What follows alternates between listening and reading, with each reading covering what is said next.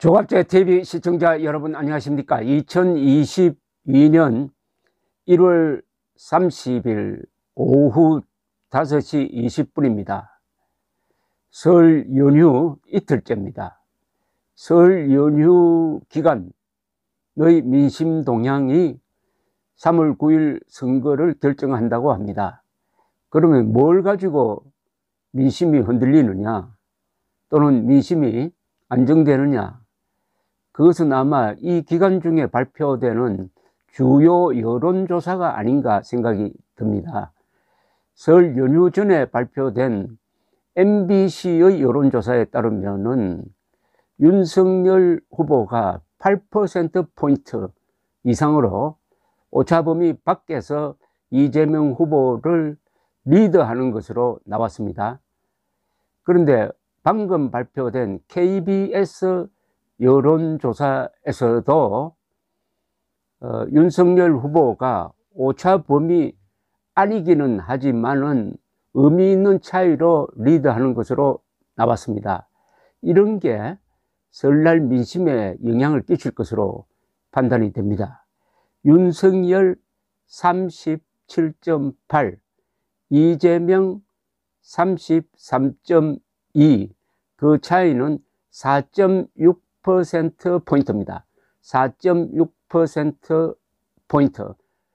반올림 하면은 5%포인트 차이로 윤석열 후보가 다시 리드를 잡았다. 이렇게 됩니다. 이 KBS의 여론조사 과거 이 경로를 추적을 하면은, 한편 안철수 후보는 11.1%, 최근에 좀 내렸습니다. 심상정 후보는 2.3%, 그 외 사람 1.5%, 없다 10.4%, 모름 무응답 3.7%, 아직도 결정 안 한 사람이 14% 정도로 추정이 됩니다. 이 KBS 여론조사의 추이가 중요하죠. 이 여론조사는 어떤 흐름이냐는 게 가장 중요한데, 올해 들어와서 실시한 첫 조사, 지난 1월 5일 조사에서는 이재명 39.1, 윤석열 26%, 그리고 안철수 10.6%, 심상정 3.1%였습니다. 즉 1월 5일에는 이재명 후보가 윤석열 후보를 13%는 앞서고 있었습니다. 13%포인트는. 그러다가 역전이 됐습니다. 역전이 돼도 아주 크게 되었습니다. 즉 1월 5일을 기준으로 해가지고 윤석열 후보는 26에서 30, 반올림에서 38까지 26에서 38이니까 이거 얼마입니까? 12%나 올랐어요. 그러나 이재명 후보는 39에서 33으로 6%가 떨어졌습니다. 윤석열은 12%포인트 오르고, 그 기간에 이재명은 6%포인트 떨어졌습니다.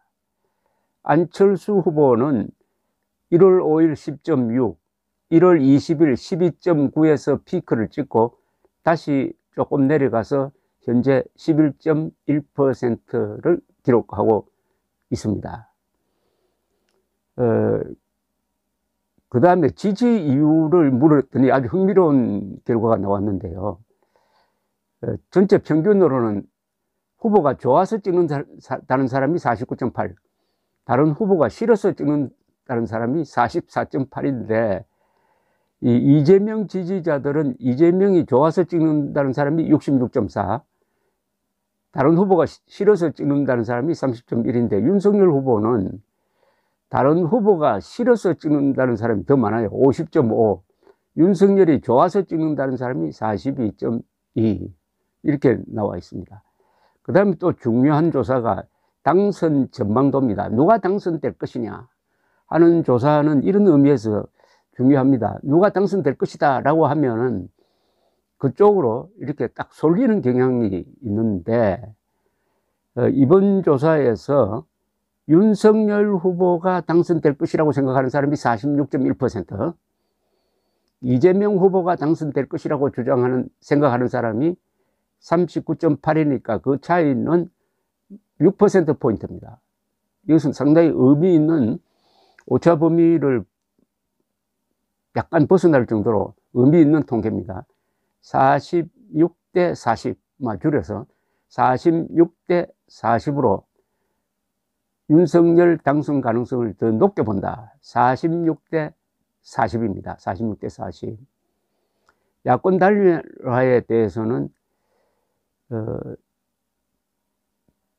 필요하지 않다고 생각하는 사람이 49, 필요하다고 생각하는 사람이 39.8인데 정권 교체를 주장하는 사람, 정권 교체론자 사이에서는 59.4, 60%가 단일화 해야 된다고 지금 생각을 하고, 필요하지 않다는 사람은 35%로 나와 있습니다. 그럼 누구로 단일화 하는 게 맞느냐? 안철수 46, 윤석열 43으로 나와 있습니다.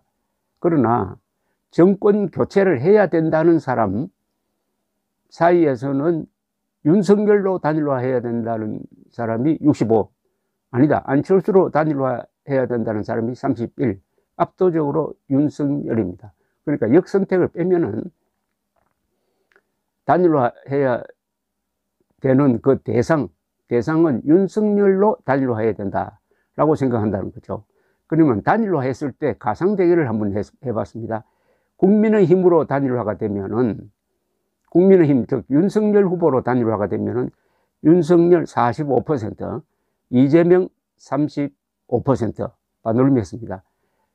그러니까 10%포인트 차이로 넉넉하게 윤석열이 이기는 걸로 나오고, 안철수로 단일화가 되면은 안철수 47.1%, 이재명 30.8%, 이 차이는 아주 큽니다.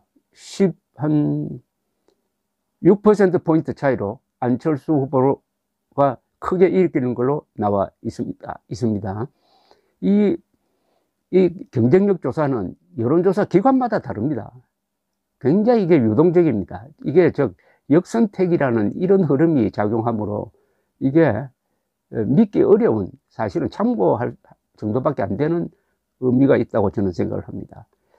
그 다음에 정권 교체를 원하느냐, 정권 유지를 원하느냐, 정권 연장을 원하느냐, 이거 묻는 방법이 정권 교체냐, 정권 연장이냐 이래 물으면 답이 정확하게 나오겠는데, 정권 교체냐, 정권 안정이냐 이렇게 물으면은 정권 안정을 선택하는 사람이 꽤 많아요. 안정이라는 그 단어 때문에. 자, 정권 교체를 원한다는 사람이 57%입니다. 정권 연장을 원한다는 사람이 34%. 그 차이는 23%니까 매우 큽니다. 이게 바로 3월 9일 선거의 향방을 결정할 기본 구도죠. 정권 교체 37, 정권 연장 34, 그 차이 23%포인트. 윤석열 후보의 말하자면은 맷집이라고 할까요? 저력이라고 할까요? 바로 이게 이런 큰 민심의 흐름이 있다는 것이고, 그 다음에 이재명 후보가 40%를 넘지 못하고 있는 마의 40% 장벽에 갇혀 있는 이유도 바로 이 통계입니다. 정권 연장을 원하는 사람이 34%, 정권 교체를 원하는 사람이 57%. 감사합니다.